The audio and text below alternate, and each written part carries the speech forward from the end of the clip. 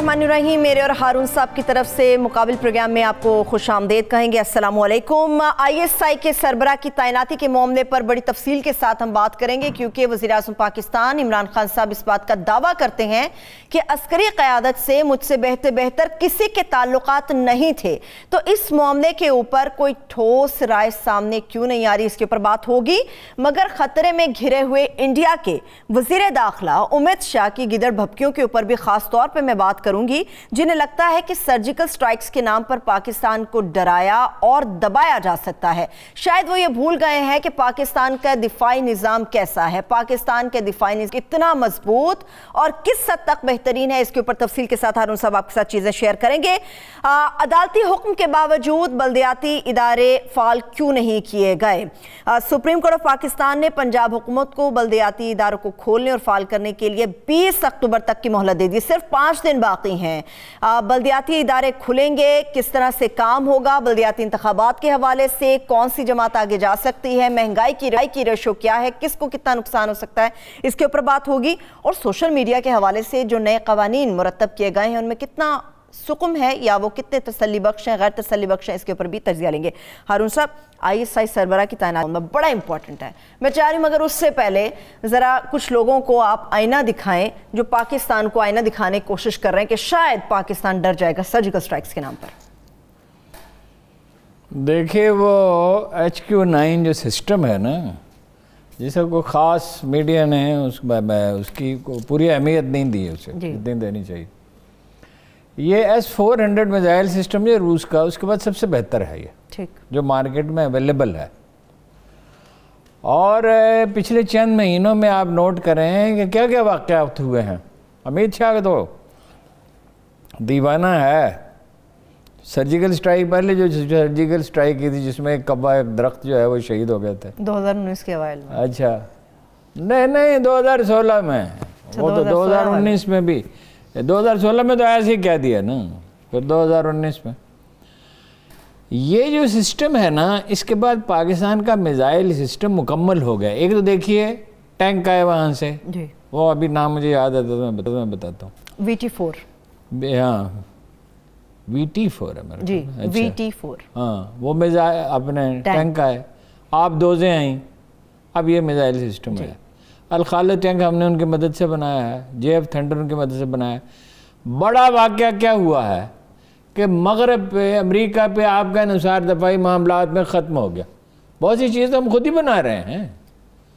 देखिए, इंडिया ऐसा टैंक नहीं बना सका, ना ऐसा जहाज़ बना सका जो हमने बनाया है। हमारे साइंसदान बेहतर हैं, इंजीनियर बेहतर हैं। तो वो अब अमित शाह ने कहा कि जी अब ना सर्जिकल स्ट्राइक करेंगे। ये शायरी है, ये लोकल कंजम्पशन के लिए अपने लोगों को धोखा दे रहे हैं। क्या सर्जिकल स्ट्राइक करेंगे? ये जो सिस्टम है 100 किलोमीटर तक तो ये रोक देता है। जो बड़ा वाक़या हुआ है जिसके इम्प्लिकेशन को वो ज़ाहिर माहिरीन से आप बात करें तो फिर ही पता चलता है। वैसे वो सोशल मीडिया पर अखबार में सारी चीज़ के एक्सपर्ट बन जाते हैं। अखबार में से नहीं एक्सपर्ट होते, अखबार में से एक्सपर्ट से पूछता है, उसके बाद टॉप एक्सपर्ट से पूछता है। बिल्कुल। और यही है उस मालूमात का, यही सबसे बेहतरीन ज़रिया होता है। उनका मंसूबा ये था इंडिया का कि जब कभी कोई खुदा न खास्ता जंग हो तो कराची का घेराव कर लिया जाए, मुहासरा कर लिया जाए और हर तरह की मदद और रसद जो है वो रोक दी जाए। सही। अब वो किस्सा ख़त्म हो गया। 100 किलोमीटर थे इसकी रेंज, 100 किलोमीटर,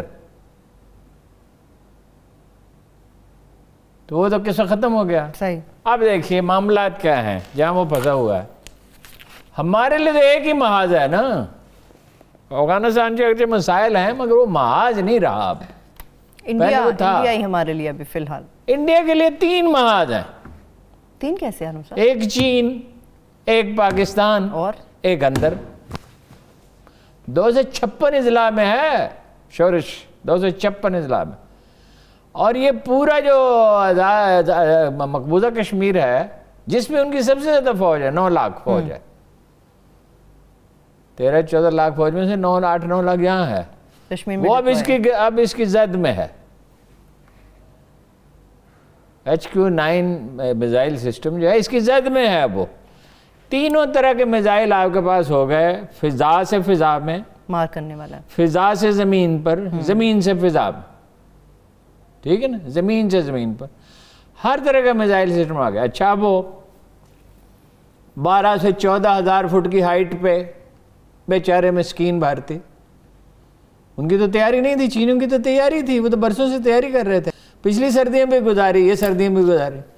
اب دیکھیے انڈین فوج کی کمزوریاں کیا ہے. کوئی جنگ تو اس نے لڑی نہیں ہے، 71 کو بیتے ہوئے زمانہ گزر گیا، وہ کوئی جنگ نہیں تھی، that was a stolen victory. تو ایک ڈویژن تو آرمی تھی، فضائیہ تھی نہیں، اور ایک نیم پاگل شخص اس ملک میں حکمران تھا اور اقتدار کے کشمکش میں الجھے ہوئے تھے وہ بھی، اور دونوں بڑے سیاستدان بھی، بھٹو بھی اور شیخ مجیب الرحمان بھی. پاکستان کے ساتھ جو جنگ باقاعدہ ہوئی وہ تو اس نے کبھی نہیں جیتی، نہ 48 میں نہ 65 میں. اور آپ مجھے بتائیں کہ 62 میں چینیوں نے مار بگایا، امریکہ سے اسلحہ آ رہا تھا دڑا دڑ، اور فی کا آمدن کتنی تھی؟ کتنے؟ انڈیا کی چین سے دگنا تھی تقریباً. اس کے باوجود مار کھائی ان لوگوں نے. ہاں، اور آرمی تھی ٹریڈیشنلی انگریزوں کے زمانے سے چلی آتی آرمی تھی، تعداد بھی ریزنیبل تھی، کہیں رکے ہی نہیں، کہیں ٹھہرے ہی نہیں. وہ ایک بریگیڈیئر صاحب تھے، ان سے میں نے پوچھا آپ نے 71 کی جنگ میں حصہ لیا تو سیز فائر ہو گیا چولستان میں، تو پھر کیا ہوا وہ تھر اور چولستان میں؟ انہوں نے کہا کتا کی دم سے باندھ کے نا ایک ٹین اور اس میں کوئی روڑے ڈال کے تو اسے بگا دیتے تھے، اور وہ اس سے خوفزدہ ہو کے بھاگ جاتے تھے. دیکھیے لڑنے والی قوم نہیں ہے. اچھا اب وہ چینی جو ہیں وہ کہتے ہیں اروناچل پردیش جو ہے وہ دراصل جنوبی تبت ہے.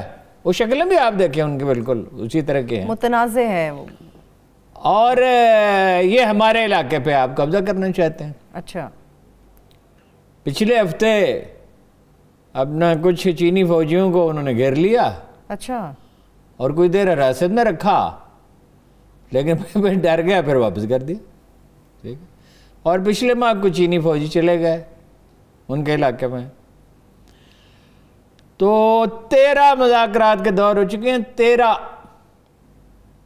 چائنا کے ساتھ ملٹری کی سطح پہ مذاکرات ہو رہے ہیں، اعلیٰ سطح پہ نہیں ہو رہے. ابھی اروناچل پردیش کا دورہ کیا بھارتی نائب صدر نے، انہوں نے احتجاج کیا کہ متنازع علاقے میں آپ کے نائب صدر نے دورہ کیسے کیا. اور اس میں کچھ پیچیدگیاں ہیں، کچھ نفسیاتی عوامل ہیں بڑے دلچسپ. اچھا، مثلاً وہ یہ سمجھتے ہیں، انڈین اخبارات میں مضامین چھپتے ہیں کہ یہ تو جاپان اور امریکہ کے ساتھ لڑ رہے ہیں. جاپان کے ساتھ جزائر کا جھگڑا ہے نا، آسٹریلیا بھی شامل ہے. یہ چائنا کے بارے میں ایک تاثر ہے. وہ انڈین دانشوری، وہ دانشوری زیادہ ہو گئی ہے نا. جب دانشوری بہت زیادہ ہو جائے تو پھر خرابی ہوتی ہے نا. وہ کہہ رہے ہیں کہ یہ تو ایگزاسٹ ہو جائیں گے. ایگزاسٹ وہ کس چیز میں ہو جائیں گے؟ وہاں کون سی جنگ ہو رہی ہے؟ جاپان کے ساتھ، امریکہ کے ساتھ نفسیاتی جنگ ہے نا، عملی جنگ تو نہیں ہو رہی نا. چینی کہتے ہیں کہ ہم تینوں سے نمٹ سکتے ہیں. بھائی نمٹنے میں انہوں کا آرمی ڈپلائی کی ہوئی ہے، یہی آرمی ڈپلائی ہوئی ہے نا، امریکہ کے خلاف نہیں. پھر یہ بڑی ایک دلچسپ صورتحال ہے، تاریخ میں اس سے پہلے ایسا کبھی نہیں ہوا تھا. آدھے تو ریزرو جو ہیں وہ چین کے وہ ڈالر میں ہیں، اور جب چین میں معیشت ترقی کرتی ہے تو اس کا فائدہ امریکی کمپنیوں کو پہنچتا ہے. امریکی کمپنیوں کی ٹریلینز آف ڈالرز کی انویسٹمنٹ ہے، اور سب سے بڑا بزنس پارٹنر ہے. وہ سب سے زیادہ چینی اشیاء فروخت ہوتی ہیں. میں نے خود نیو یارک میں دیکھا کہ وہ چینی چیزیں لے کے وہ کھڑے ہوتے پلیٹ فارموں پہ، ریلوے کے پلیٹ فارموں پہ، یہ ناخن تراش اور یہ اس طرح کی چیز. وہ پیکنگ ویکنگ بہت اچھی کرتے ہیں، ڈیزائن بڑا خوبصورت ہوتا ہے. ویسے اس سب سے اچھی جو چیز یہ کٹلری ہے وہ تو پاکستان میں بنتی ہے، آج بھی اس سے بہتر کوئی نہیں بنا سکتا. صدیوں کی روایت ہے. بہرحال وہ چینی چیزیں سستی ہیں، لیبر ظاہر ہے سستی ہے، اور آرگنائزڈ بہت ہیں. یعنی کہ امریکوں کا فائدہ انہیں کیا ہوا جب وہ پھر سرمایہ داری نظام کی طرف ہی تقریباً چلے گئے، تو وہ کئی لوگ ایجوکیٹ ہو گئے اور ڈسپلنڈ ہو گئے. اور انسینٹو سسٹم نہیں تھا، وہ دے دیا اب جو آدمی کام کرے. آپ کو حیرت ہوگی کہ بعض محکموں میں 2 تنخواہیں لے سکتا ہے آدمی. چین میں، دنیا کا عجیب و غریب ملک ہے، 2 تنخواہیں، ایک مہینے میں 2 تنخواہیں. بھائی کام زیادہ کیا، 4-5 گھنٹے زیادہ کام کیا، 2 گھنٹے 3 گھنٹے زیادہ کام کیا، وہ ٹارگٹ اچیو کیا. حتیٰ کہ بعض لوگ کہتے ہیں ہمیں 26 تنخواہیں بھی ہم نے لی ہیں. چین میں گیا تھا نا، 26 تنخواہیں بھی لی ہیں. جب اگر 12 مہینے کسی نے 2 تنخواہیں لے لیں, ایک آدمی اس کے پاس وقت بھی ہے, ولولہ بھی ہے, کام بھی کرنا چاہتا, تو پھر اس کو 2 بونس بھی مل گئے. اچھا وہ نہایت ایک گاؤں میں مکان بنائے, ایک لمبی بریفنگ انہوں نے, میں آپ کو چند جملے بتاتا ہوں. تو وہ گاؤں میں کچھ سیانے لوگ تھے, کوئی انجینئر وغیرہ بھی ہوگا ان میں, انہوں نے کہا ایسے مکان تو ہم خود بنا سکتے ہیں, یہ 7 والے گاؤں کا ٹھیکہ ہمیں دے دیں, اسی ریٹ پہ ہم بنا دیں گے. آپ کیوں بیجنگ سے آئیں گے اور جناب شنگھائی سے, اور اتنا آپ کے اخراجات ہوں گے وفاقی حکومت کے. انہوں نے کہا اچھا بنا دیں نمونے کے طور پر کچھ. آج وہ دنیا کی دوسری سب سے بڑی کنسٹرکشن کی کمپنی ہے, کام کرنے والوں کے لیے مواقع ہیں. اچھا اب وہ انڈیا جو ہے وہ پرووک کرتا رہتا ہے, لیکن چینی کہاں پرووک ہوتے ہیں؟ وہ ہانگ کانگ پہ پرووک ہوئے, تائیوان پہ پرووک ہوئے. ہمارے لیے بھی اس پہ سبق ہے, ہم فوراً ایموشنل ہو جاتے ہیں. تحمل وہ کہ نفسیاتی دباؤ بڑھاتے رہتے, جیسے ابھی انہوں نے تائیوان کے قریب پروازیں کی, ان کے علاقے میں نہیں گئے, قریب پروازیں کی, دباؤ ان کے اوپر بڑھایا انہوں نے. اچھا انڈیا سمجھتا ہے کہ بحر الکاہل میں ہم ان کے پارٹنر ہیں, تو امریکہ کو ملوث کر لیں گے. امریکہ تو اب تک تو ملوث نہیں ہوا, امریکہ بھر میں امریکہ کی ابھی اپروچ ہی نہیں ہے. تو وہ آپ نے کیا ملوث ہو کے کرے گا کیا؟ فٹ سولجر تو نہیں بھیج سکتا. افغانستان میں بھیج کے دیکھ لیے نا, ویتنام میں بھیج کے دیکھ لیے, عراق میں بھیج کے دیکھ لیے. تو بہت اب پھنسے ہوئے ہیں. سرجیکل اسٹرائک کیا وہ خاک کریں؟ ایک دفعہ کی تھے نا پچھلے سال, فیبرری تھا, مارچ تھا, فروری کے اندر تھا ہارون صاحب 2019. پھر اگلے دن کیا ہوا تھا, 2 دن کے بعد کیا ہوا تھا, 6 جگہوں پہ دن کی روشنی میں پاکستانیوں نے بم گرائے, ان جگہوں اہم جگہوں کے قریب, یہ میسج دینے کے لیے کہ آپ کے پائلٹ اس قابل نہیں. اور جو آیا اس کا انجام بھی دیکھ لیا, اور انٹیلیجنس نیٹ ورک بھی بہتر ہے.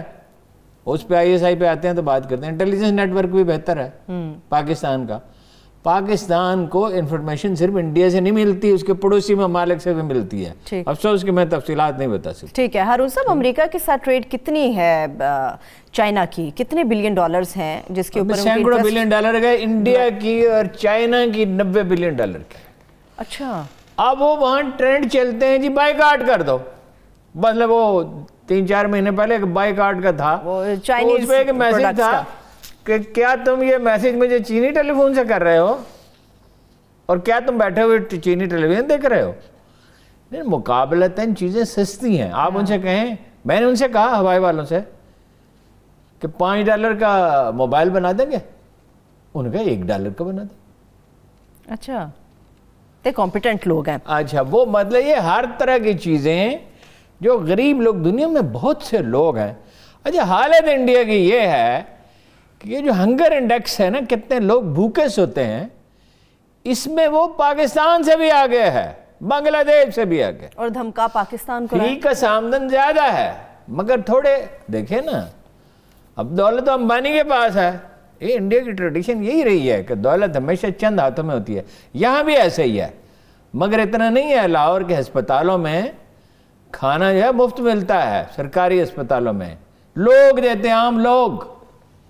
یہاں چھیپا جیسے ادارے ہیں, یہاں قوت جیسے ادارے ہیں, الخدمت جیسے ادارے ہیں, یہاں 5000 کے قریب اسکول ہیں جو فری ایجوکیشن دیتے ہیں. انڈین سرمایہ دار بڑا خواہ شام ہے, وہ اس طرح کی روح رعایت نہیں دیتا. وہ یہاں آتے ہیں انڈین جیل, کہتے بڑی, سب سے پہلے خشونت سنگھ نے لکھا تھا, پھر اور بھی لوگ, یہ آپ کے ڈرائیور جو ہیں آپ کے ساتھ کھانا کھاتے ہیں.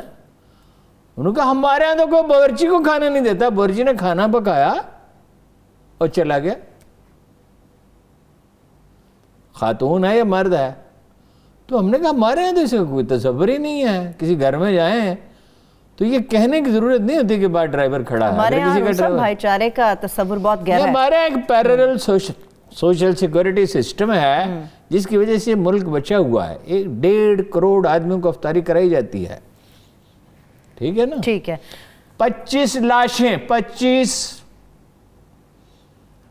ہر روز بھوکوں کی دلی میں اٹھائی جاتی. پاکستان میں بھوک سے کوئی نہیں مرتا, بالکل ہی کچھ نہیں. تو داتا دربار تو ہے ہی, جہاں سب کے لیے 1 لاکھ آدمی 2 لاکھ آدمی کھانا کھا لیں, اتنی دیگیں پک جائیں گی. سینکڑوں لوگ جو ہیں وہ درجنوں دیگیں لیے وہ بیٹھے ہیں, وہاں جاؤ پیسے دو.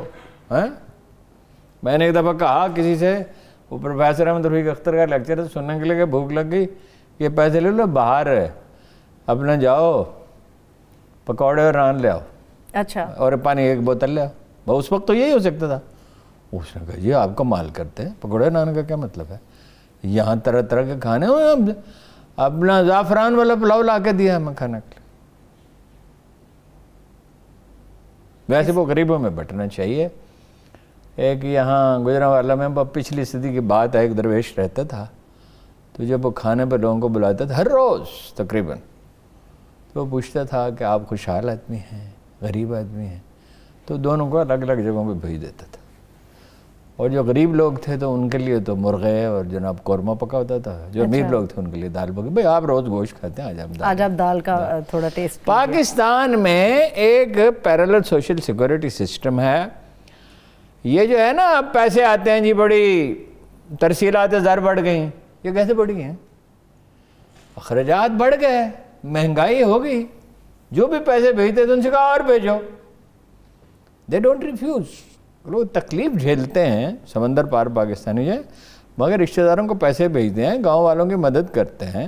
درست بات ہے ہارون صاحب، اگر یہ سب چیزیں پاکستان کے مفاد میں جاتی ہیں، بالکل آپ صحیح بات کر رہے ہیں۔ انڈیا اس قابل نہیں رہا کہ اب پاکستان پہ حملہ کرے۔ انڈین امریکن لابی سسک رہی ہے۔ اسٹیبلشمنٹ میں ایسے لوگ ہیں جو اب بھی مغرب کی طرف دیکھتے ہیں، سرکاری ملازمین میں ایسے لوگ ہیں، ان کے ذاتی مفادات ہیں، بچوں کو پڑھانا ہوتا ہے، ایک عادت بھی بن جاتی ہے نا، 70 برس سے اپنا بنا کے چھوڑ دیا، کیا سیری ہے، کیا رہائی ہے، کیا سیری ہے، کیا رہائی ہے۔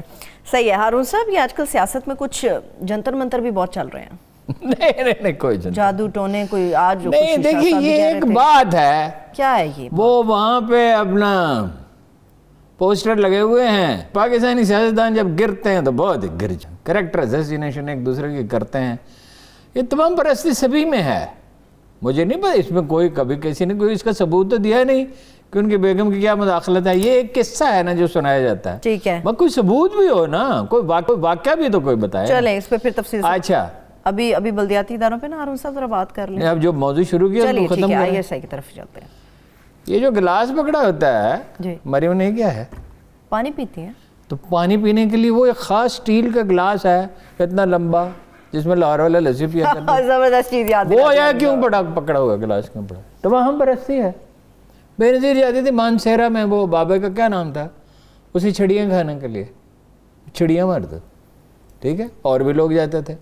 ایک رات کو نصف شب کے بعد ننگے پاؤں بے نظیر بھٹو نے راوی کا پل پار کیا تھا۔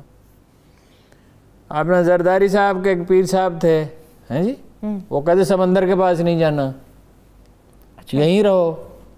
ہر روز ایک بکرا، وہ ساتھ ایک گاؤں ہے وہاں منڈی لگتی ہے، نورپور شاید کیا نام ہے، صدقے کا قربان کرتے ہیں بکرا دے، وہ کہتے جب تک میں ہوں۔ ہاں وہ بھی ایک پیر سے تعویذ لیا تھا شہباز شریف صاحب نے 10,000 روپے دے کے وزیر اعظم بننے کا، اب ہو سکتا ہے کام ہو جائے۔ ویسے یہ آپ کی اطلاع کے لیے عرض ہے کہ جناب رسالت مآب صلی اللہ علیہ وسلم ہرگز تعویذ نہیں دیتے تھے، انہیں پتہ ہی بیچاروں کو ہو، کچھ علم ہو تو تب ہے نا۔ تعویذ دیا جاتا تھا بچوں کو، کوئی بچہ تو نہیں پڑھ سکتا، باقی سب کو دعا بتائی جاتی تھی۔ مثلا جناب چچا جناب عباس بن عبد المطلب رضی اللہ تعالیٰ عنہ تشریف لے گئے، اور دوسری بار تشریف لے گئے اور کہا کہ یا رسول اللہ میرے لیے آسودگی کی دعا فرمائی، دوسری دفعہ۔ تو آپ نے ان سے کہا کہ اے میرے چچا، اس طرح نہیں بات، رسول اللہ ایسے کم بات کرتے، اے میرے چچا، جب سے انسان اس دنیا میں آیا ہے اس نے عافیت سے بہتر کوئی دعا نہیں مانگی، اور عافیت کی دعا یہ ہے اللہم انی اسألک العفو والعافیہ فی الدنیا والآخرہ، اے اللہ میں دنیا اور آخرت میں تجھ سے پناہ کا سوال کرتا ہوں، عافیت چاہتا ہوں، کوئی حادثہ نہ ہو، کوئی تکلیف نہ ہو، کوئی رسوائی نہ ہو۔ تو یہ بیچارے تعویذ ٹونے گنڈے توہم پرستی کوئی ایک نہیں ہے، شاید ہی کو جو بچہ ہوا ہو۔ عجیب عجیب قصے سننے میں آتے ہیں۔ وہ کہتے ہیں کہ تو وہ کہتے ہیں کہ تقرری کا معاملہ بھی یہ جادو ٹونے کا کچھ اس طرح کا چکر ہے کہ عمران خان صاحب اس کی دیکھیے ایک الزام آدمی عائد کرتا ہے تو اسے کوئی سبسٹنشیٹ کرنا ہوتا ہے نا، صحیح، اس کا کوئی ثبوت دینا ہوتا ہے نا۔ وہ جمائمہ نے لکھا ہے نا آرٹیکل میں کہ عمران خان کو تنگ کرنے کے لیے، اسے نقصان پہنچانے کے لیے میری کریکٹر اسیسینیشن کی. اچھا جمائمہ تو کوئی تعویذ نہیں دیتی تھی، نہ کو موکل تھے، اس کا تو کوئی تعلق ہی نہیں تھا نا. وہ تو سوائے اس کے کہ گھر کے ملازموں کو یہ بتاتی تھی کہ یہ صفائی کا خیال رکھو، کھانا پکاؤ، اور جو مہمان آئے ان کے لیے چائے کا بندوبست ٹھیک کرو. وہ تو گھر کے معاملات میں یا کہیں کسی سے ملنے چلی گئی، ٹھیک ہے، تو اس کے خلاف کیا پروپیگنڈا کرتے تھے. انہوں نے یہ لوگوں کی بیویوں کے یہ بے نظیر کی تصویریں، ان کی والدہ کی، محترمہ نصرت بھٹو کی، اور یہ کیا یہ ہے، اور یہ اپنا پارٹیوں کے میڈیا سیل کیا ہے، اتنا یہ کیوں خواتین کا کیوں ذکر کرتے ہیں. یہ ساری بحث کو جو ہے وہ پالیسیوں تک محدود رکھیں. یہاں پہ المیہ یہ خاتون ہی دوسری خاتون کے بارے میں بات کری. ہارون صاحب اس پہ ٹھوس رائے کیوں نہیں سامنے آ رہی؟ بریک سے واپس آ کے میں اس پہ بات کرتی ہوں ISI کے حوالے سے کہ تقرریوں کا معاملہ اس قدر طول کیوں پکڑ گیا ہے. عمران خان صاحب اگر یہ کلیم کرتے ہیں کہ ان کے تعلقات بہت اچھے ہیں تو اس کے اوپر پھر فوری طور پہ ان کی طرف سے کوئی جواب کیوں نہیں آ رہا ہے؟ اس کے اوپر بات کریں گے. اور اس کے ساتھ ساتھ سپریم کورٹ آف پاکستان نے پنجاب حکومت پہ بلدیاتی اداروں کے حوالے سے کیا حکم جاری کیا ہے، اس کے اوپر بات کریں گے. ہمارے ساتھ رہیے.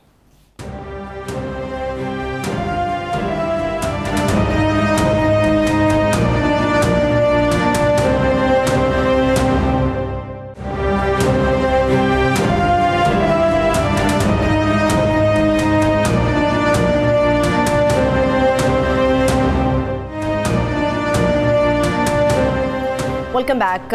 ہم ہارون صاحب ISI کے سربراہ کی تعیناتی کے اوپر بات کر رہے تھے. ابھی تک صرف افواہیں ہیں، کوئی حتمی طور پہ کوئی چیز سامنے کیوں نہیں آ رہی ہے کہ فیصلہ ہو گیا؟ ابھی اجلاس حتمی طور پہ اب وہ بتاتے ہیں، کیا پتہ چلے. دیکھیے گزارش یہ ہے، دو چیزیں ہیں جو بنیادی طور پہ سمجھ لیں تو پوری بات سمجھ میں آ جائے گی. صحیح، ٹھیک. ایک بات یہ ہے آئین اور قانون کے تحت یہ وزیر اعظم کا اختیار ہے، بلا شبہ، بالکل سب آئین میں بھی واضح ہے، قانون میں بھی واضح. روایت برعکس رہی ہے. روایت یہ رہی ہے کہ آرمی تجویز کرتی ہے، سیکرٹری ڈیفنس بھی اور DG ISI بھی، ٹھیک، اور وہ وزیر اعظم اس کی منظوری دے دیتا ہے. ٹھیک ہے نا، بات ہو جاتی ہے، مشورہ ہو جاتا ہے. اور تعجب خیز بات یہ ہے کہ مثلاً یہ وہ جو تبلیغی جماعت کے مولوی صاحب کہتے تھے، ناصر صاحب، ان کا جنرل ناصر ان کا نام تھا، جی ناصر صاحب، آپ غالباً ان کا نام بتا رہے تھے. انہیں ہٹا دیا جنرل کاکڑ نے، جو مداخلت کرتے ہی نہیں تھے، اور نواز شریف صاحب نے اس کو گوارہ کیا کیونکہ وہ تبلیغی جماعت میں بہت زیادہ انوالو ہو گئے تھے. اور ظاہر ہے کہ وہ آدمی جو ہے جب ان چیزوں میں انوالو ہو جائے تو شاید بعض اوقات انصاف نہیں کر سکتا. وہ تفصیلات تو ہمارے پاس نہیں ہیں، لیکن بہرحال انہوں نے دوسرا آدمی لگا دیا اور نواز شریف صاحب نے اس کو گوارہ کر لیا. پاکستان کی خاص صورتحال ہے، اور بار بار ہم اس کی وضاحت کر چکے ہیں کہ ایک ہمارا پڑوسی ملک ہے جو اسے ختم کرنے پر تلا ہوا ہے. اب تو وہ اپنے اسٹریٹجک پارٹنر بھی ہے امریکہ کا، اور جاپان، آسٹریلیا بھی اس میں ہے. اور وہ دیکھا افغانستان سے کیا کرتا رہا، اور ایران کی سرزمین بھی استعمال کرتا رہا، اور کیا کیا تماشے نہیں کیے. اب بلوچستان میں کیا کچھ نہیں ہوتا. ٹریڈیشن یہ ہے کہ وہ فوج تجویز کرتی ہے، قانونی حق اس کا ہے. اب وہ جو بات سچی ہے وہ احمد ڈوگر نے بتا دی ہے، اسی لیے اسے نوٹس بھی ملا ہے کہ تو نے بات ہی پوری بتا دی. بھائی ٹریننگ تو ان لوگوں کی ہے نہیں نا. وہ یہ ہے کہ وہ چاہتے تھے کہ کچھ عرصہ رہیں وہ.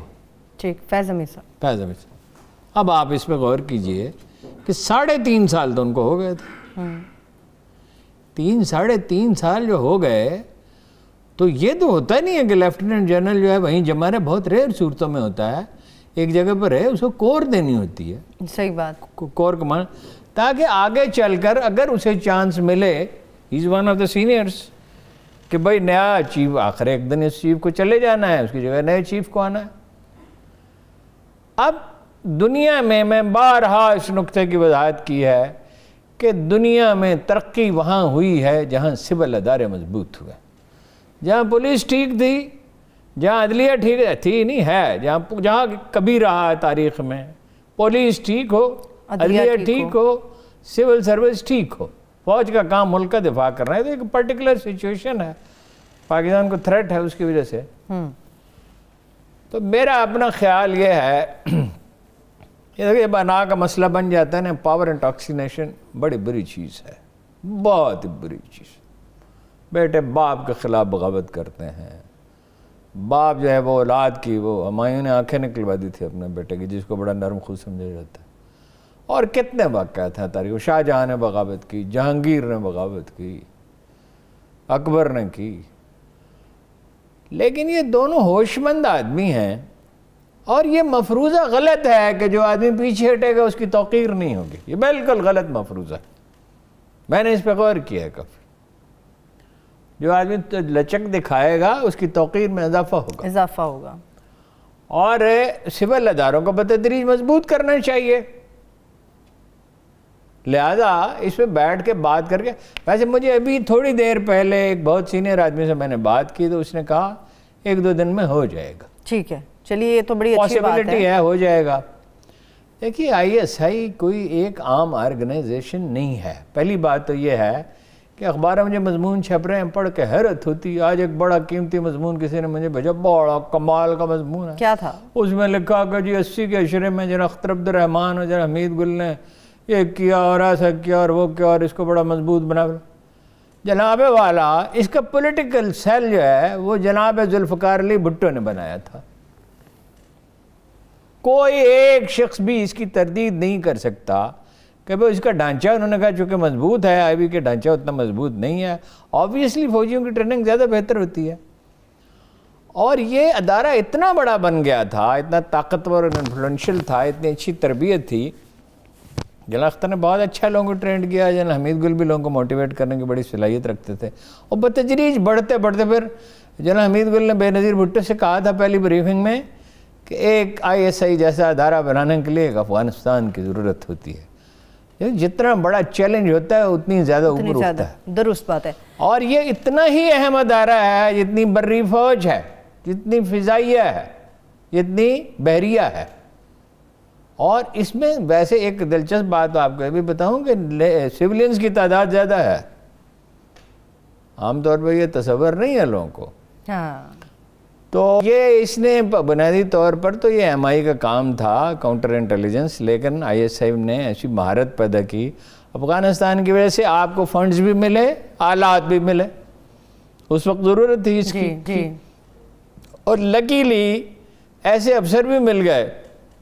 مثلاً وہ جو مشہور کتاب ہے The Bear Trap بریگیڈیئر یوسف کی، تو ان سے میں ملا تو پتہ چلا کہ جب ان کو جنرل اختر نے بلایا پہلی دفعہ تو وہ بڑے جسیم قدابر آدمی تھے۔ مطلب یہ اگر آپ فلمیں امریکہ کی دیکھتے ہیں، وہ جو بڑے بڑے دکھائے جاتے ہیں نا پہلوان، بلکہ اس کو دیکھ کے بریگیڈیئر یوسف کو حیرت ہوتی تھی کہ ایک آدمی اتنا صحت مند بھی ہو سکتا ہے، اتنا قدابر اور اتنا مضبوط جسم کا حامل۔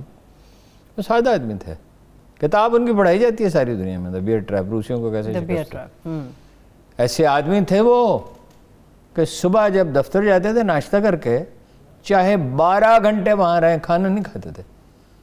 کہتے تھے یہ جہاد کا پیسہ ہے، یہ میرے لیے جائز نہیں ہے، چاہے تو مجبوری ہے، میں اتنا صبر تو نہیں کر سکتا۔ تو وہ جب ان کو جنرل اختر عبد الرحمن نے بلایا اور ان سے کہا کہ یہ کام آپ نے کرنا ہے، بڑے اچھے افسر تھے بھائی، قدابر تو تھے ہی، مخلص اور سادہ آدمی تھے۔ انہوں نے کہا یہ کیا ہے، امریکہ اور روس کی جنگ، ہمیں اس سے کیا لینا دینا؟ اور ان کو سمجھانے کی کوشش کی، وہ اپنی بات پڑے رہے، مضبوط آدمی تھے۔ تو جنرل اختر نے کہا میرا خیال ہے ہمارا شوگر لیول ڈاؤن ہے دونوں کا، ایک کافی کے پہلے پئیں پھر اس کے بعد بات کرتے ہیں۔ تو اس کے بعد وہ راضی ہو گئے۔ یعنی ضیاء الحق والے واقعے کے باوجود انڈینز اتنا ڈرے ہوئے تھے کہ اپنا سندھ کا پورا نیٹ ورک حوالے کرنے کے لیے تیار تھے۔ جنرل حمید گل کی اور آگے چیف کی جنیوا میں ایک میٹنگ ہوئی، بعد میں مجھے ایسے کے بعد افسروں نے کہا یہ غلط بیانی آپ کر رہے ہیں۔ میں نے کہا میرے پاس اور بھی بہت سی معلومات ہیں، نہ عمران خان صاحب کو کابینہ کا اجلاس بلانا چاہیے، کابینہ میں ڈسکس کرنے کی چیز نہیں، نہ پارلیمانی پارٹی کو، نہ فواد صاحب کو پریس کانفرنس کرنی چاہیے تھی۔ اس سے کنفیوژن دور تو نہیں ہوا، بڑا ہے۔ کشمیر میں اس کا کتنا امپیکٹ ہے ہارون صاحب؟ اگر یہ معاملہ ایسے معلق رہتا ہے تو کشمیر میں اس کا کتنا امپیکٹ پڑتا ہے؟ کشمیر یہ کیا ہے کہ بھئی ایک پیج پر بھی ہیں اور وزیر اعظم صاحب کہتے ہیں میں ان کی بڑی عزت کرتا ہوں، وہ کہتے ہیں میں ان کی بڑی عزت کرتا ہوں، یہ بات صحیح ہے، لیکن آپ کے پاس کوئی چوائس تو نہیں ہے۔ یعنی اسٹیبلشمنٹ کو یہ مشورہ دیا گیا تھا کہ PTI جیت جائے تو عمران خان کو وزیر اعظم نے بنایا، ضدی آدمی ہے، مجھ سے کسی نے پوچھا, میں نے کہا یہ کیا بچے کرنا بات ہے, لیڈر وہ ہے, اگر پی ٹی آئی سے بنے گا تو وہی بنے گا, وہی بنے گا. غلام اسحاق نے کوشش کی تھی نا جتوئی کو بنانے کی, تو نہیں بنا سکتے تھے نا جو آدمی کیونکہ اس لیے کہ 90 کی کمپین میں تو نواز شریف لیڈر بن کے ابھرے تھے. ایک ویسے بڑا دلچسپ پہلو ہے اس کا, کیا؟ جتنے جمہوریت پسند تھے اب سب فوج کے حامی ہیں, کہہ رہے عمران خان غلطی کر رہا ہے, تمہارے وہ اصول کہاں گئے سویلین بالادستی کے, اور سب اپنی خدمات پیش کر رہے ہیں, میسیجز بھیج رہے ہیں اسلام آباد. چلیے ہارون صاحب کو ممکن ہے ایک تہذیب دیکھیں, جمہوریت ہوا میں نہیں ہوتی, جمہوریت رواداری میں ہوتی ہے, جمہوریت سول اداروں کے بالادستی میں ہوتی ہے, جمہوریت آئین اور قانون کی پاسداری میں ہوتی ہے, ٹالرنس میں ہوتی ہے. جمہوریت یہ نہیں ہے کہ آپ نے الیکشن کرا دی اور ایک پارٹی جیت گئی. جمہوریت کو چاہتا بھی ہے ہارون صاحب, میرا نہیں خیال چاہتے ہوں, عمران خان صاحب چاہتے ہیں جمہوریت. بلدیاتی ادارے کہاں ہیں جن کے لیے انہوں نے ایک ایکٹ بنایا تھا, اس پہ بات کرتے ہیں. ٹھیک ہے, ابھی بلدیاتی اداروں کی طرف ہی ہارون صاحب پھر چلتے. سپریم کورٹ نے حکم دیا, توہین عدالت ہوا, 20 اکتوبر کی ڈیٹ آ گئی ہے پنجاب گورنمنٹ کے پاس, 5 دن باقی رہ گئے ہیں, بات ہے جمہوریت کی. سیکرٹری بلدیات سے چیف جسٹس نے کہا آپ کو جیل بھیج دیں. چیف سیکرٹری کو طلب کر لیا ہے, موجودہ کو بھی پرانے کو بھی, کہ ہم حکم دیتے رہے. کتنا عرصہ ہو گیا پہلے حکم دیا تھا مارچ میں, جی, اب تک اس کی پاسداری کیوں نہیں ہو سکی. سہیل صاحب تھے ایف بی آر کے چیئرمین بھی, سیکرٹری اسٹیبلشمنٹ تھے, ان سے کہا گیا تھا جب اسی طرح ان کا آپ کی نوکری ضبط کر لیں گے. ضبط کرنے کا مطلب ہے نوکری سے بھی گئے, سر بینیفٹ سے بھی گئے. سہیل صاحب حالانکہ بہت ریسپیکٹیبل افسر تھے, تو لیکن انہوں نے فوراً اپنا جو عدالت کا حکم مانا, اور مجھے یاد نہیں قصہ کیا تھا. آپ کو یاد ہے لوگ کتنی جلدی بھول جاتے ہیں کہ گیلانی صاحب کیسے نکلے تھے, عدالت نے ایک حکم دیا تھا. تو کیا آپ کا کیا خیال ہے, عثمان بزدار کے خلاف کارروائی نہیں ہو سکتی؟ ہو سکتی ہے. وہ کون ذمہ دار تو عثمان بزدار ہے, سیکرٹری بلدیات تھوڑی ذمہ دار ہے, یہ چیف سیکرٹری تھوڑی ذمہ دار ہے, فیصلہ تو چیف منسٹر نے کرنا ہے. اچھا اب دیکھیے پھنس کہاں گئے ہیں. ایکٹ بنا دیا 2019 میں, پہلے تو یہ معطل کر دیے ادارے, بھائی آپ کو کیا اختیار ہے معطل کرنے کا, اور عدالت میں پہلے تو 1 سال تو شہباز شریف سب کھا گئے بلدیاتی اداروں کا. الیکشن ہو گیا, سال بھر حلف ہی نہیں ہوا. ٹھیک ہے, وہ بلدیاتی ادارے چاہتے تھے, وہ تو اپنا چیف جسٹس نے سپریم کورٹ نے پریشر ڈال کے تو بلدیاتی الیکشن کرائے تھے. ابھی عدالت ہی پریشر ڈال رہی ہے, بات حلف تک پہنچی. بھائی دنیا میں لیڈرشپ بلدیاتی اداروں سے, اردوان کہاں سے آئے تھے؟ اردوان میر تھے, نچلی سطح سے اوپر آئے. وہ جو عوام پارٹی ہے, کیا ہے وہ اپنا کجریوال جو ہے, عام آدمی پارٹی, وہ کہاں سے آئے تھے؟ وہ بھی نچلے وہ بلدیاتی اداروں سے آئے تھے. اور بلدیاتی اداروں سے قیادت ابھرتی ہے. یہ جو ہے نا کہ قومی اسمبلی کے اور صوبائی اسمبلی کے ارکان جو ہیں, ان کے دروازوں پہ لوگ کھڑے ہوں سڑکوں کے لیے اور پلوں کے لیے اور نالیوں کے لیے اور سکولوں کے لیے, ہر چیز کے لیے, یہ بلدیاتی اداروں کا کام ہے. اب بجٹ تو دے, اب قانون تو پاس کر دیا کہ 1/3 بجٹ ان کو دیں گے, لیکن ادارے معطل کر دیے. وہ بھائی لندن کا میئر ایک دوسری پارٹی کا ہوتا ہے اور حکومت ایک اور پارٹی کی ہوتی ہے. یہ ٹالرنس و جمہوریت ہے. کوئی ان میں سے نہیں چاہتا بلدیاتی ادارے. سندھ حکومت کیا کہہ رہی ہے, نئی مردم شماری کی بات کرائیں گے. او بھائی نئی مردم شماری کے بغیر جنرل الیکشن ہو سکتے ہیں, بلدیاتی نہیں ہو سکتے. اب وہ بھائی دے دیں ان کو, اب کا وقت رہ کون سا گیا دسمبر میں. ویسے بلدیاتی الیکشن تو اب مجبوری بنتے جا رہے ہیں. اور دوسرا یہ ہے کہ پرویز ملک صاحب کا انتقال ہو گیا. جی اللہ تعالیٰ ان کو رحمت کرے. ویری پاپولر پرسن, شریف آدمی تھے, دھیمے آدمی تھے. تو یہ مارکا جمشید اقبال صاحب کا, جمشید چیمہ نام ہے, جمشید چیمہ, ان کو ٹکٹ دے دیا. وہ پارٹی کے لوگ کہہ رہے ہیں وہ چونکہ بڑے رئیس آدمی ہیں اس لیے ان کو ٹکٹ دیا, تو وہ مارکا ہوگا. اگر بلدیاتی اداروں میں جیت جاتی ہے نون لیگ, قانون تو پھر یہ بدلنے سے رہے کہ بجٹ نہیں دیں گے. 1/3 بجٹ کا مطلب کیا ہے؟ تو بڑا بلدیاتی الیکشن بہت مشکل ہوں گے ان کے لیے. ایک اور مشکل ہارون صاحب نچلی سطح پہ مہنگائی کی بھی تو ہے.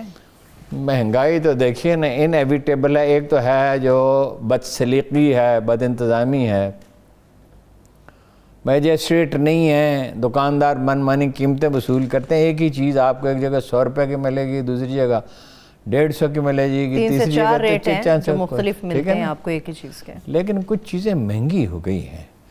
مثلا گیس جو ہے جس کا بڑا بحران پیدا ہونے والا ہے دسمبر جنوری میں, 5 سے 6 گنا. کبھی ایسا نہیں ہوا تھا. جب تیل شاہ فیصل کے انیشیٹو پہ تیل بند ہوا تھا اس وقت کوئی پرائسز بڑی تھی. اس سے پہلے تو تیل بہت سستا ہوتا تھا, 10 روپے کا تو مجھے یاد ہے. اچھا تیل ڈلواتے تھے, 5 روپے کا بھی ڈلواتے تھے موٹر سائیکل والے. اچھا ہاں, ہاف لیٹر 10 روپے کا لیٹر تھا. تو وہ کرنسی کی ویلیو کم ہوتی رہتی ہے نا. آپ دیکھیے نا, جب یہ حکومت ہے $40 کا تھا, اب $82 کا, تو ابھی تھوڑی دیر پہلے میں نے چیک کیا $82 کا ہو گیا. کوکنگ آئل 2 سے 2.5 گنا. باقی کمانڈیٹیز بھی اس کی تفصیل ہر روز اسی طرح سے ہے, روزانہ کی بنیاد پہ آ رہی ہوتی ہیں. اب یہ ہے کہ ایک تو احساس پروگرام کے تحت ابھی کسی نے مجھے بتایا کہ اپلائی کیا ہے, مگر وہ کہہ رہے ہیں کہ بے نظیر انکم سپورٹ پروگرام میں اگر نام نہیں ہے تو وہ ان کو محترمہ کو جائزہ لینا چاہیے. اور یہ تو کوئی دلیل نہیں ہے بے نظیر انکم سپورٹ پروگرام میں نام تھا یا نہیں تھا. میرا کبھی نہیں تھا, لیکن مجھے میسج بڑے آتے ہیں ہارون صاحب. کار کے بھی آتے ہوں گے, ہمیں بھی آتے ہیں. آپ کی کار نکل آئی ہے ٹیلی ویژن پروگرام میں, 15-20 ہزار کا بھی میسج آتا ہے, لے لیں آپ کا نام. 500 روپے بھیجیں تو پھر کار آپ کو بھیج دیں گے. ہاں جی, میں تو ہمیشہ میسیج بھیجتا ہوں کہ میں آپ کو لکھ کے دیتا ہوں, آپ کار خود رکھ لیں. بے نظیر انکم سپورٹ پروگرام میں میرا بھی نام نکلتا ہے. میرا بھی ہارون صاحب ہمیشہ ہی آ جاتا ہے. بہرحال بلدیاتی اداروں کو کوئی اختیار نہیں چاہتا, اور یہ بڑا مشکل مرحلہ ہوگا عمران خان صاحب کے لیے. ٹھیک. اور اس سے اگر وہ سلامت گزر گئے, اگر کوئی میریکل ہو سکتا ہے 8000 مشینیں بنا لیں, تو بلدیاتی اداروں میں قانون تو ہے, تو 10 لاکھ ووٹ باہر سے مل جائیں گے.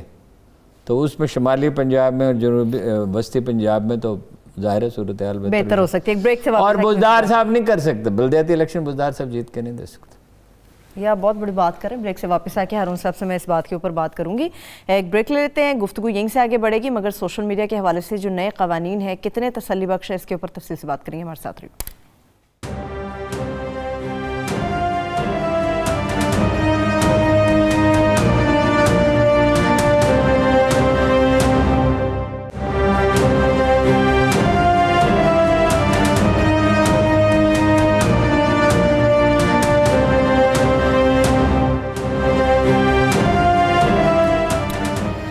Welcome back. ہارون صاحب, سوشل میڈیا کے اوپر میں نے بات کرنی, مگر وہ مری کا انسیڈنٹ کیا ہوا, کیا تھا وہ مری کا انسیڈنٹ؟ یہ 4-5 مہینے سے قصہ چل رہا ہے. ہم نہیں چاہتے تھے ٹیلی ویژن پہ اس پہ بات کریں. وہ ایک اللیگل بلڈنگ وہ خاتون کا موقف ہے کہ بن رہی ہے. میری ان سے بات ہوئی ہے, مری کے AC سے, اچھا, ڈپٹی کمشنر سے, کمشنر سے, یا صوبائی حکام سے. وہ کہتے ہیں جی ہاں بالکل اللیگل ہے, اچھا, اور ہم اس کو گرا دیں گے. ایک دن وہ یقین دلاتے ہیں گرا دیں گے, دوسرے دن پتہ چلتا ہے کہ نہیں گرا رہے. وہ کہتے ہیں ویکینڈ پہ گرا دیں گے, پھر کہتے ہیں رات کو گرا دیں گے, پھر کہتے ہیں اچھا وہ بار رسوخ لوگ ہیں. مری میں بہت سی غیر قانونی بلڈنگیں بنتی رہتی اور بکتی رہتی ہیں. مجھ سے ایک صاحب نے رابطہ کیا جو میرے بہت پرانے جاننے والے ہیں, ان کے بھائی ہیں MN, اب وہ پہلے وہ MN تھے, اب یہ, اور انہوں نے کہا جی مہربانی کریں. میں نے کہا مہربانی نہیں ہوتی اس کاروبار, اس میں مہربانی کا کوئی عمل دخل نہیں ہے, یہ میری ذمہ داری ہے, جو کچھ ہو رہا ہے میں وہی بات کروں گا. اللیگل بلڈنگ کیوں بن رہی ہے, اور اس پہ اگر ایک خاتون احتجاج کر رہی ہے تو آپ اس کو تنگ کیوں کریں؟ اس کو مارا پیٹا ہے, اور ان کے کبھی گھر کے دروازے توڑ دیتے ہیں, کبھی کوئی دھمکیاں دیتے ہیں. وہ بھی خاتون بھی بڑی باہمت ہے, وہ دکھا دیں آپ دونوں کا.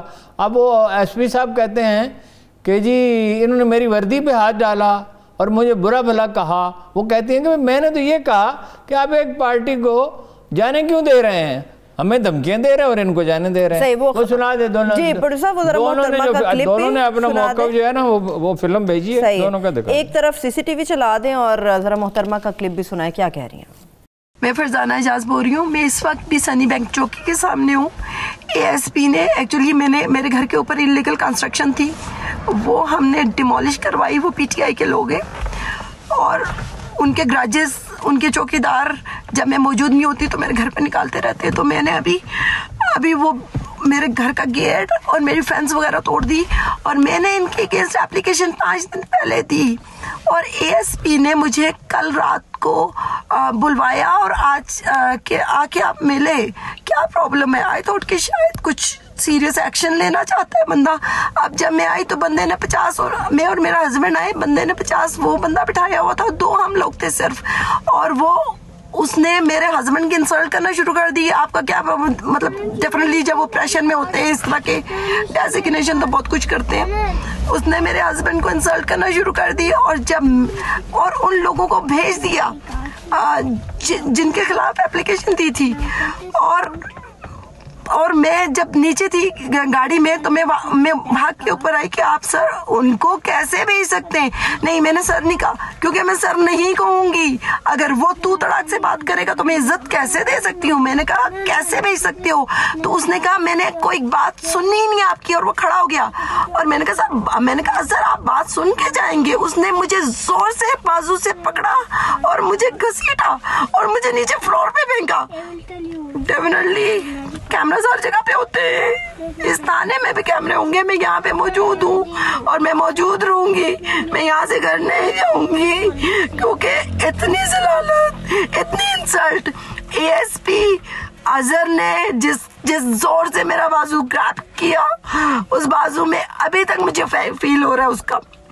اس نے مجھے نیچے فرش پہ پھینکا. یہ تحفظ دے رہے ہیں ہمیں, یہ تحفظ دے رہے ہیں یہ لوگ, اور اس کے بعد میں اب تک یہاں پہ ہوں. یہ تو ہارون صاحب محترمہ کی سٹیٹمنٹ ہے نا, جو سی سی ٹی وی ویڈیو ہے وہ ساتھ ساتھ چلتی رہے گی. وہ ہماری گفتگو کے دوران ساتھ ساتھ چلتی رہے گی ہارون صاحب, وہ عوام دیکھتی رہے گی اس کے اوپر. اچھا اب دیکھیے, اس کا نوٹس لینا چاہیے بہت اعلیٰ سطح پہ. وزیر اعلیٰ سے تو کوئی امید نہیں ہے, وزیر اعظم صاحب اس کا نوٹس لیں, آئی جی سے کہیں. دیکھیے انہوں نے ایک پریس ریلیز جاری کی ہے پنڈی پولیس نے, اور صدر کے ایس پی کو اس سے کہا گیا کہ وہ تحقیقات کرے. مگر پریس ریلیز خاتون کے خلاف جاری کر دی. بھائی یہ کس طرح کی تحقیقات ہے؟ رات واقع ہوا ہے, صبح آپ نے نتائج بھی اخذ کر لیے اور جاری بھی کر لیے. مطلب اس کی پراپر تحقیقات ہونی چاہیے. ہم یہ نہیں کہتے کون سچا ہے اور کون جھوٹا ہے, وہ پراپر تحقیقات تو ہو. اور یہ غیر قانونی بلڈنگز کیوں بن رہی ہیں مری میں؟ بار بار خان صاحب کا بڑی ترجیح ہے ماحولیات, اور وہ جو بڑی بڑی عظیم الشان بلڈنگیں مٹی کے تعمیر بن رہی ہیں, شہر تو برباد ہو جائے گا. پہلے ہی ایک ٹورسٹ اسپاٹ کے طور پہ مری کی شہرت اب اچھی نہیں رہی, وہاں سے گریزاں ہوتے ہیں لوگ جانے کے لیے. چلیے ٹھیک ہے, لیٹس سی اس کے اوپر ایکشن ہوتا ہے کہ نہیں. مگر جو سوشل میڈیا کے حوالے سے فیصلے کیے جا رہے ہیں کہ ایکشن ان پہ ہوگا, نئے قوانین بنا دیے ہیں, کیسے ہیں ہارون صاحب, یہ تسلی بخش ہے؟ دیکھیے قوانین تو وہ بڑی شدید ضرورت تھی, لیکن وہ جو قوانین بنے پہلے تو میں آپ کو بتاتا ہوں وہ کیا ہے. 5 لاکھ جس کمپنی کے ہیں صارف ہیں وہ اپنا رجسٹریشن کرائے گی 3 ماہ کے اندر, اور مواد نشر نہیں ہوگا جس میں تشدد ہو, جو قومی سلامتی کے اداروں کے خلاف ہو, اسلام کے خلاف ہو, پاکستان کے خلاف ہو, جس میں پرتشدد مناظر دکھائے جائیں, جس میں فرقہ واریت ہو, جس میں نفرت پھیلائی جائے, اور اللہ عزل کیا جو ساری چیزیں, اور 48 گھنٹے میں اس کو ہٹانا ہوگا. اور جو افواج کے خلاف اگر ہو تو 12 گھنٹے میں ہٹانا ہوگا, ورنہ 50 کروڑ روپے جرمانہ ہو سکتا ہے, 50 کروڑ روپے, اور عارضی یہ مستقل پابندی لگ سکتی ہے. اور بہت سی چیزیں ہیں اس میں, وہ تو خیر ڈیٹیلز کی چیزیں ہیں, لیکن میرا خیال ہے کہ بہت جلدی میں بنایا گیا قانون ہے. اس کو سمجھتے نہیں ہیں قانون بنانے والے, کوئی ارکریزی نہیں کی گئی کہ یہ ادارے ٹویٹر, انسٹاگرام, فیس بک, ٹک ٹاک وغیرہ وغیرہ, بہت سارے اور بھی ہیں, یہ جو 5-6 ادارے یہ کتنے طاقتور ہیں. دوسری بات یہ ہے کہ اس میں انڈیا کا کتنا انفلوئنس ہے. وال اسٹریٹ جرنل نے ایک آرٹیکل چھاپا کہ ان اداروں کے تعلقات ہیں بھارتی حکومت کے ساتھ نہیں, بھارتی انتہا پسندوں کے ساتھ. اس پہ جناب بھارت سے احتجاج کیا گیا کہ ان لوگوں کو نکالا جائے جو انڈیا میں ان اداروں کے ملازم ہیں. کوئی 43 کروڑ لوگ سوشل میڈیا استعمال کرتے ہیں انڈیا میں, پاکستان میں کہتے ہیں 4 کروڑ. तो इतना बहुत सा डिफरेंस है। और उन्होंने, ये फेसबुक वालों ने 5.7 बिलियन डॉलर के इन्वेस्टमेंट की है, कर रखी है। और दूसरे साहब भी हैं, क्या नाम है उनका? अंबानी साहब की आप बात कर रहे हैं? नहीं, वो दूसरे जो हैं, मार्क जुकरबर्ग की बात कर रहे हैं। वो भी वहाँ अपॉर्चुनिटीज तलाश कर रहे हैं। देखिए, उसमें जब वो किसानों की तहरीक वहाँ जारी थी तो सैकड़ों अकाउंट बंद कराए इंडियंस ने। अब वो किसान किस चीज़ का मुतालबा कर रहे थे? उनको मुतालबा तो ऐसा ना मुतशद्दिद कर रहे थे, वो अपना हक मांग रहे थे। ठीक है। कश्मीरियों के अकाउंट बंद कराए, जो कि एक जद्दोजहद आज़ादी और इसको 90% लोगों की हमायत हासिल है। इस पे आसफ गफूर साहब ने एहतजाज किया उनसे। लेकिन अब मुश्किल ये है कि अक़वाम आलम में आपका रसूख कितना है, आपने जद्दोजहद कितनी की है। देखिए, कब से मैं ये बात कह रहा हूँ, हुकूमत भी इसकी जिम्मेदार है, और अपोजिशन पार्टी को तो परवाह ही नहीं है ना कि कश्मीर भी कोई चीज़ है। कभी आप इनसे जिक्र सुनते हैं शहबाज शरीफ से, जरदारी से और लोगों से, मोहतरमा अपना मरियम से, कश्मीर का कभी नाम भी लेते हैं, मकबूजा कश्मीर का? अच्छा, कोई आपने तहरीक नहीं चलाई दुनिया में, कोई लोग ट्रेंड नहीं किए, ओवरसीज़ पाकिस्तानी जिसके लिए रुपया खर्च करने के लिए तैयार हैं, ठीक है, आपका मुफ्त में काम करने के लिए तैयार हैं। आपने अपने, अब उन कवायद को समझें जो इन अदारों के हैं, उनके अंदर रहते हुए अकाउंट्स बनाएं, फौरी तौर पे उसका जवाब दें, उन अकाउंट्स को एक्टिव रखें, दलील से अपनी जंग लड़ें।